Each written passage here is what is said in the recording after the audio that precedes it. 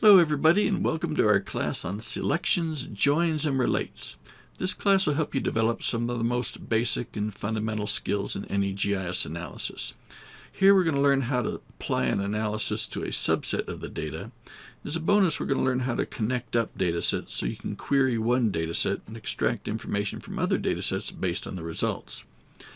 Now, just a heads up, once you got this down, you're going to see that the methods are pretty easy and fairly straightforward.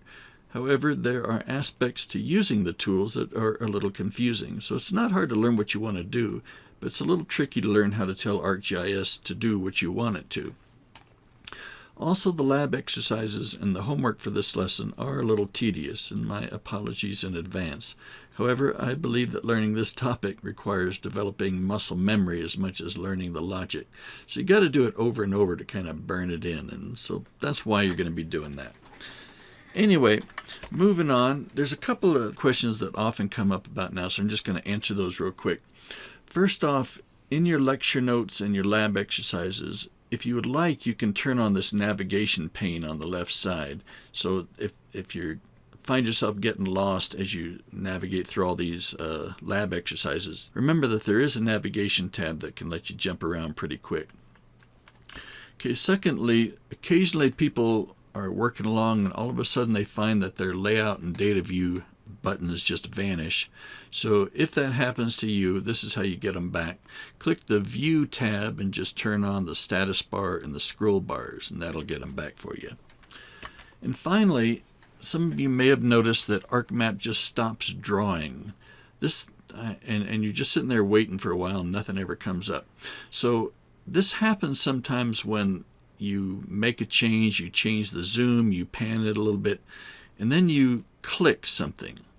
Well, clicking something makes ArcMap stop, and it puts this little message canceled in the lower left window, or lower left corner of the window.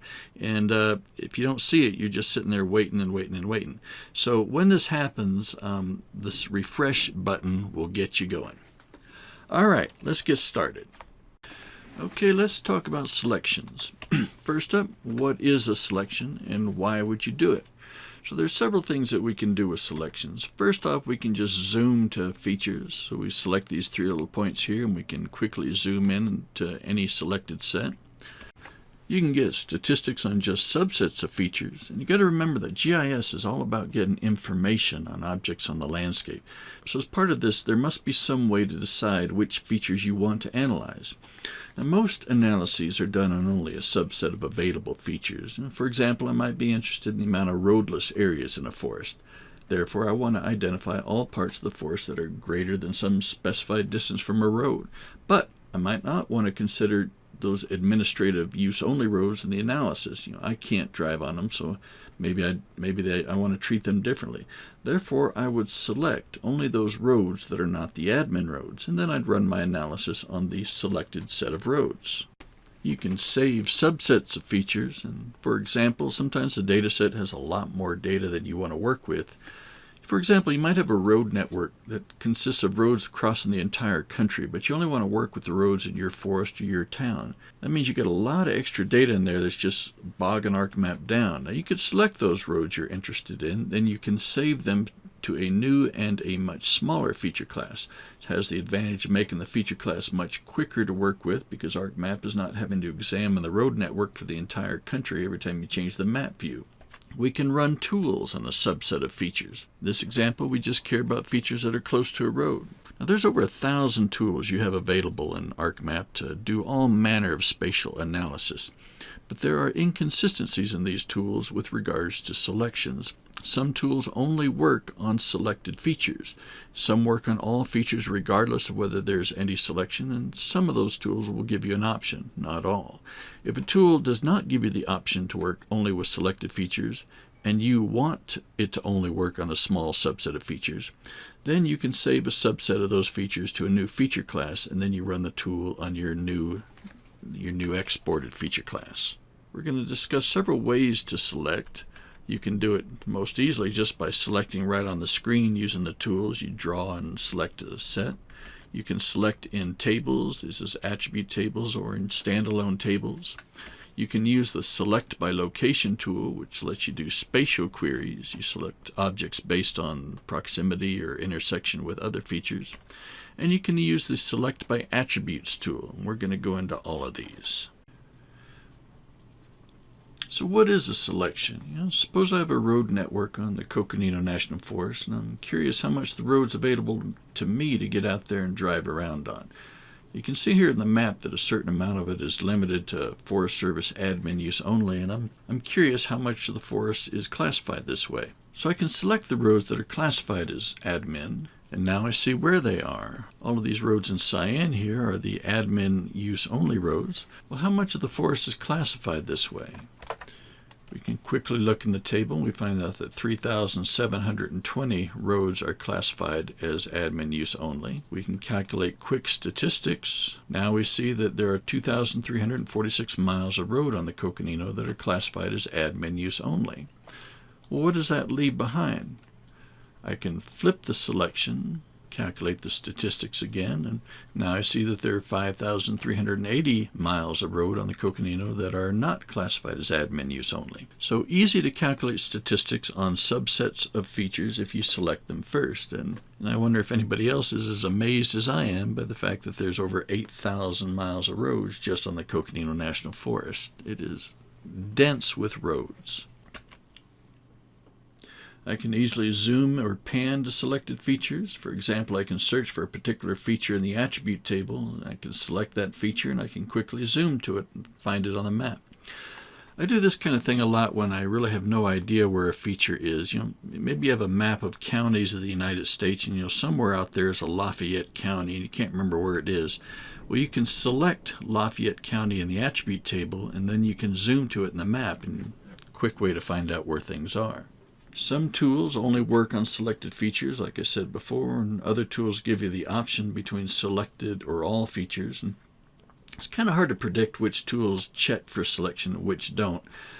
You have to read up on them individually, and even then they don't always say. And so when you are in doubt, the solution is just select the features you want to analyze and then export those selected features to a new feature class as illustrated in this slide. And then you run the tool on the new feature class that you've exported. I mentioned earlier one of the ways to select data is to just simply select it on the screen itself, and that is what we refer to as selecting from the data frame. So there are several tools available to you to select features just by clicking them or drawing shapes around them in the data frame, and these 5 options you see here are basically just different shapes you can draw on the screen. It's easy to clear the selection in the data frame. You click this little white box here next to the Select on the Screen tool. Now, the layer itself has to be set as a selectable layer in order for you to use any of these tools. You can check which layers are set this way by clicking the List by Selection option you see here. And if you want to set a layer to be selectable or not selectable, you just click this little white box in the list. Now, why would you disable these on-screen selection tools? Why would you set a layer not to be selectable? Well, primarily because you may have several vector layers in your map and you only want to select from one or just a subset of them. And if you use these tools and you try and draw a little box and you select from the layers, well, it's going to select from every selectable layer. If you have 20 or 30 layers and you're just going to be sitting there waiting while ArcMap goes through this huge selection function on a lot of layers you don't even care about. It's distracting and time-consuming for ArcMap to make these selections on all layers when it's not necessary. So here's the solution. You just set certain layers to not be selectable. Okay, back to different ways to select. We've just discussed selecting by clicking on the screen. Next, we'll talk about selecting by attributes. And we'll use this window here, the Select by Attributes tool, to perform this type of query. This is a really fantastic and deceptively powerful tool. If any of you have ever worked with databases, you might have heard of SQL, or SQL, stands for Structured Query Language. SQL is a special language you use to communicate with databases, to make queries on it, to find out what records meet certain criteria. SQL is a really powerful, complex language, and all databases, well, pretty much all databases use it. If you know how to build a SQL query in one database, you can use it in other databases. And it's actually pretty remarkable that Esri has created this tool that will build a properly formatted SQL query just by letting us click on a few things in this window. And we can use this window to create the most basic, the most simple types of SQL queries.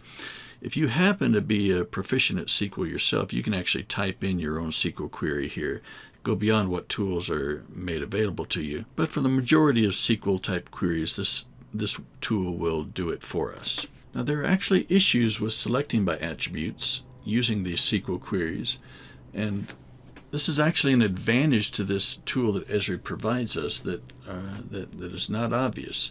I told you before that all databases use SQL. Turns out they all use the same basic structure of the language, but there's little details, little differences between each database format. This means that the query string that you create depends on the format of the data. Shapefiles and file geodatabases follow slightly different rules than personal geodatabases. And fortunately, the Select by Attributes dialog that Esri provides helps us by automatically assigning these things like the field name delimiters. You see, in the personal geodatabase, the field name should have square brackets around them, whereas in a shapefile, a field name should have double quotes around it. Well, this tool that Esri provides identifies the type of database you're querying and will automatically format it correctly. This is really cool. Now, most of the queries we're going to do are things like field name equals something, or a field name not equals something, or a field name greater or less than something. Well, you're also going to learn about something called a like query. This is when you're querying a text value, but you don't know the exact spelling, or maybe you want to query only part of it. You want to find all records where a text value starts with a certain set of characters or contains a certain set of characters. These types of queries are a little more complicated, and they are called like queries. And turns out different databases use different characters to do your like queries. So these like queries require a wildcard character. So you need to get to know what a wildcard is. A wildcard is a character that stands for a certain number of unknown characters. So, for example, going back to that Forest Service roads database, there were several road classes that all started with MVUM. That stands for Motor Vehicle Use Map. All those MVUM classes were roads that the public could drive on. Now, if we want to query and get all roads that have MVUM in the name, we would have to use a like query where the text value started with MVUM and then it could have anything after that. Well, the anything after that is represented by a wildcard. Now, different databases use different characters as wildcards. So if we look over here in the personal geodatabase, there's a wildcards represented by a question mark and an asterisk. Now, in shapefiles and file geodatabases, these wildcards are underscore and %sign. So you have to use the correct wildcard if you're going to do your like query correctly. And just to clarify, there's two different types of wildcard characters. One stands for a single character and one stands for any number of characters. For a personal geodatabase, the single character wildcard is a question mark, and the wildcard that stands for any number of characters, that's the asterisk. Well, in the shapefiles and file geodatabases, the single characters is underscore, and the % stands for any number of characters. There's a few other things with this select by attributes function that people sometimes get confused about or are just interesting and you ought to know about. First off, there are two versions of the dialog.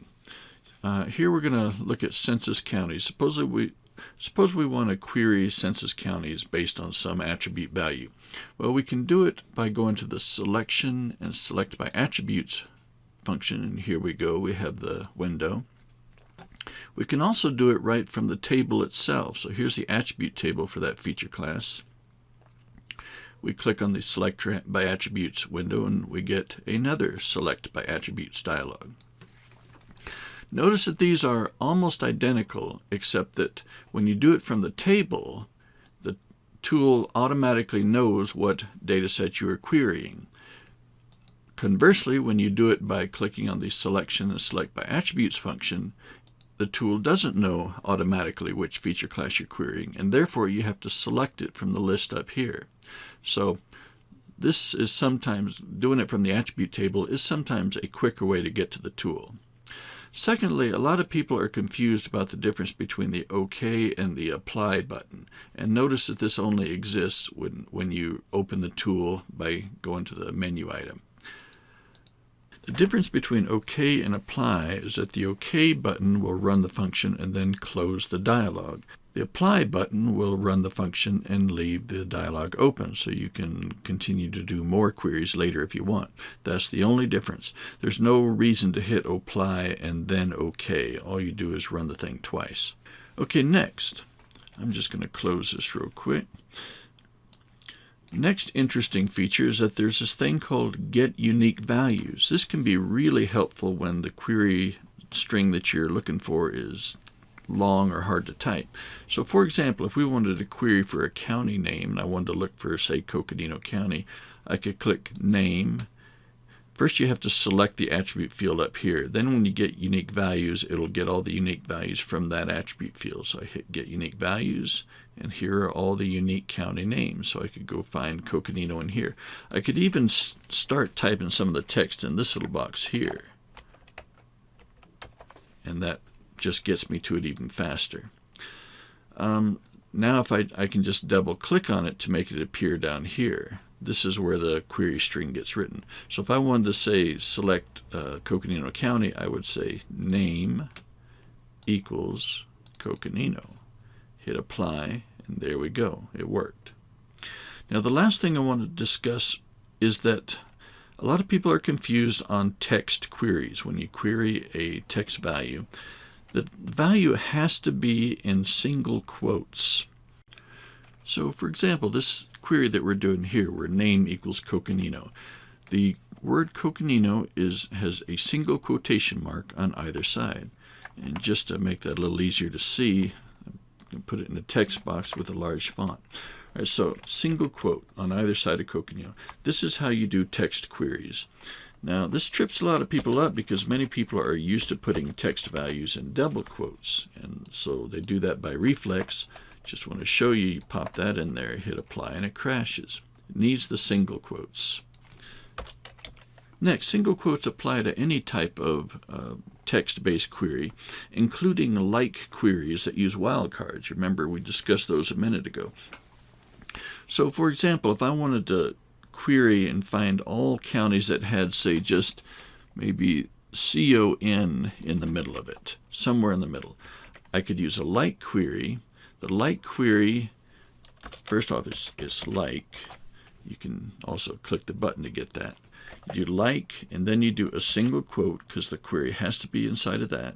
Then we'd use a wildcard. In this case, we're going to use the multi-character wildcard that is appropriate for this database type. Then I'm looking for all counties that have CON somewhere in the middle of it.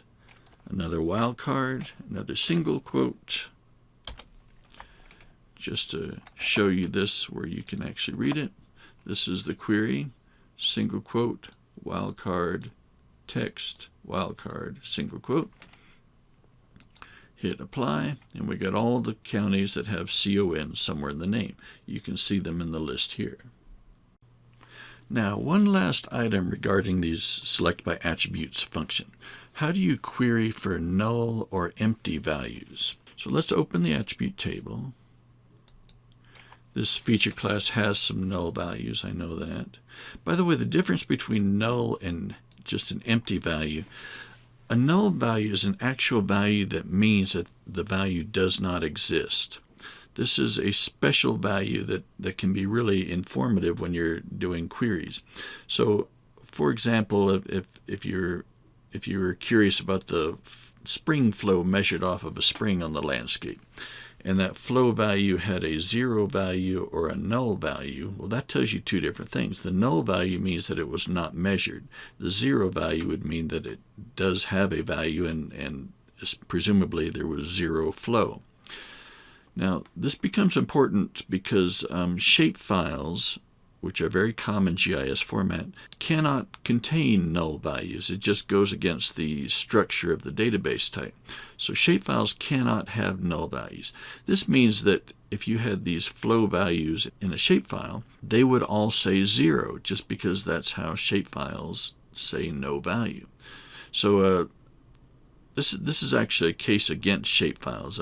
One of the problems with shapefiles is they can't hold null values, and therefore they often have zeros inserted in place of null, and the zero actually means something very different than null. Geodatabases can hold true null values, and that's a real mark in their favor. Anyway, we're going to query this. So I'm going to hit the select by attributes. Now, suppose I want to know all the cases where, say, the GPS unit used to measure the spring, this, is null. That means that there was no value recorded. The way you structure a null query is you do the field name, then is, and then null. So you could do is null. You could also do is not null. Those are both legal queries. So when you want to check for null, you have to use is or is not. You hit apply. Here are all the springs that have null values for the GPS unit. Here we go. So notice these are all null values. Now what about cases where it's an empty string? In this case, nothing is recorded, but apparently there was something entered into the box when they saved it on the database.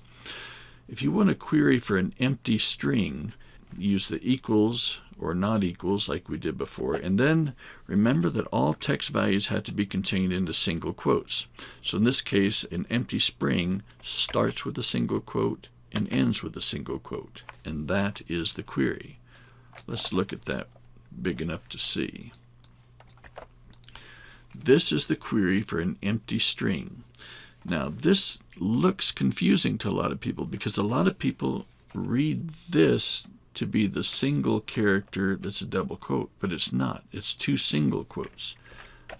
Notice that. So be careful with that. If you use the double quote, then it would fail.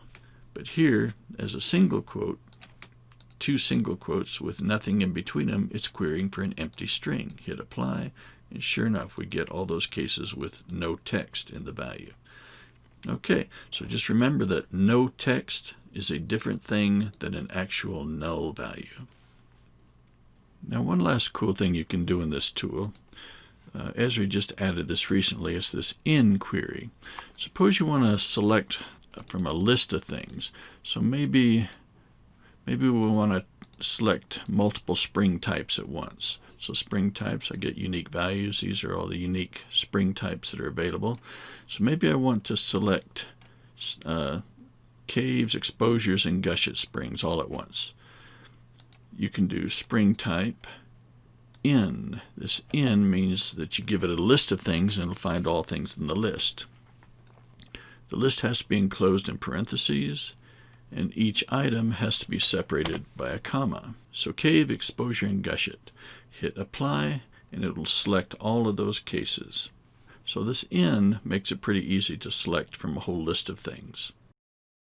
And once you get the hang of the Select by Attributes tool, there's actually a new thing you can do with it that really isn't selecting at all. But it's called a definition query. If you go into the Layer Properties, click the Definition Query tab, then you can build the same kind of SQL query that you would for selections, but this time it will set rules about what is actually shown in the map. It'll set rules about what you see in the map as well as what shows up in the attribute table if you open the table. So this option lets you restrict a data set to a smaller subset, and you only interact with that smaller subset of data. So for example, here we have all those Coconino roads, and maybe I'm just not interested in mapping all the admin use only roads, those orange ones. So if I set a definition query to only show me the motor vehicle use map roads, well, voila, I can clear them out of the layer entirely, and this is all I see on the map. If I open up the attribute table, I only see attributes for the motor vehicle use map roads. Okay, so we've been discussing ways that you can select. We talked about clicking on the screen. We talked about selecting by attributes. Now let's talk about selecting by location. This is where you really use GIS. Selecting by location is all about using spatial relationships between different features. You use this Select by Location tool.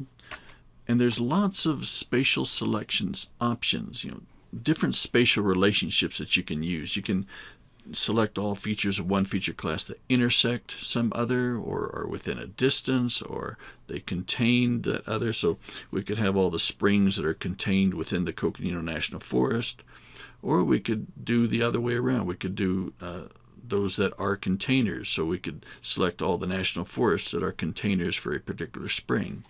Whole variety of different spatial relationships that you see here in the list. Now you might notice that there's several of them that have the word Clementini in it, and that's worth mentioning. I would say that Clementini relationships are not used that often, but they're kind of interesting, and you should know about them. So the issue is that these relationships like intersect or touch or on point is on the boundary of. These relationships sound reasonable and logical, but different GIS software packages interpret these things differently. So what one software might interpret as intersect, another one might only consider it as touch. So does intersect mean that they can touch on the boundary, or does intersect mean that one has to actually go over the top of another? So different software packages have different definitions of these things. Well, Clementini wrote a paper that tried to standardize the definition. So if you follow Clementini's definition of intersect, for example, then every software that implements Clementini's definitions will perform the operation the same way. So Esri provides these Clementini options, and so you can try them out if you want. I've got Clementini's paper available for you on BBLearn if you like. It should be in your Data Documents folder. And I'll be honest though, I never use Clementini relationships just because they seem to run a lot slower than the standard ones. So they do conform to a formal definition, but they just run a lot slower. And by the way, these spatial relationships are also available to you if you select by clicking on the screen.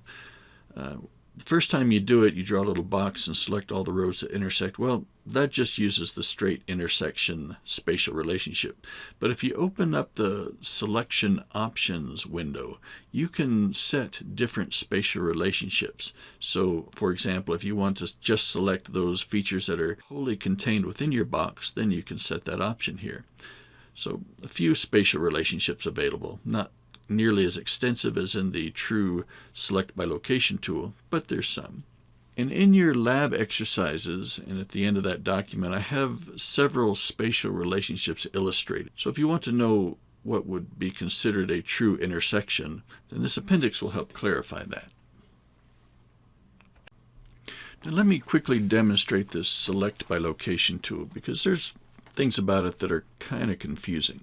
So suppose I want to select springs based on a distance from roads. Suppose I want to select all springs that are within, say, 100 meters of any road on the Coconino. We open up the Select by Location tool. Now, I'm going to explain the selection method in the next lecture, so let's defer that for now. Understand what target layer, source layer, and selection method are. The target layer is the thing that will become selected after running this tool. The source layer is the thing that you are comparing your target layer to. So if we want to select all springs within 100 meters of roads, the target would be the springs, the source would be the roads. And then if we want to select within 100 meters, there's two selection methods, spatial selection methods that would do it. We could either do intersect and within 100 meters, that would get us. We could also do within distance of 100 meters. Both of those do the exact same thing. We hit apply, and remember, apply means to run it and leave the tool open. OK means to run it and close the tool. We're just going to hit apply. Hit apply. The blue springs are selected. We see there are 227 that are within 100 meters of a road. Now, it's often the case that we want to select based on a selected set of roads. So maybe not 100 meters from any road, but maybe we only want to know what springs are within 100 meters of an MVUM road. So we close this out. So initially we would select the MVUM roads, and we can do that with a like query. Remember that. Just do status like wildcards. Oh, and this uses the asterisk as the wildcard. You can tell because it's got an asterisk right here. Hit apply. Now we have the MVUM rows selected. Close this. Now we do a select by location. We're going to select the Coconino Springs. These are what will become selected based on the Coconino roads. But now we're going to tell it to just use the selected Coconino roads. And we're going to select those springs within 100 meters. Hit apply. Come back to springs. We see that there are 96 springs that are within 100 meters of a motor vehicle use map road. So the trick here is to remember that the target is the thing that will become selected. The source is what you are comparing it to, and then all the spatial selection methods. Okay, I think that's enough for the first part of this lecture. So far we've covered different ways to select and why you would select, how to calculate simple statistics from a selection. And in the next lecture, we'll discuss these selection methods that I mentioned before. These are really critical, and this is where a lot of confusion comes from. When you make a selection, is it a brand new selection, or are you selecting from some currently selected set? There's a few other options, so we'll go over those. We'll also talk a lot about multi-criteria selections. These are more complicated and really more like the real world. Then we'll talk about joins and relates and relationship classes. All right, thanks so much.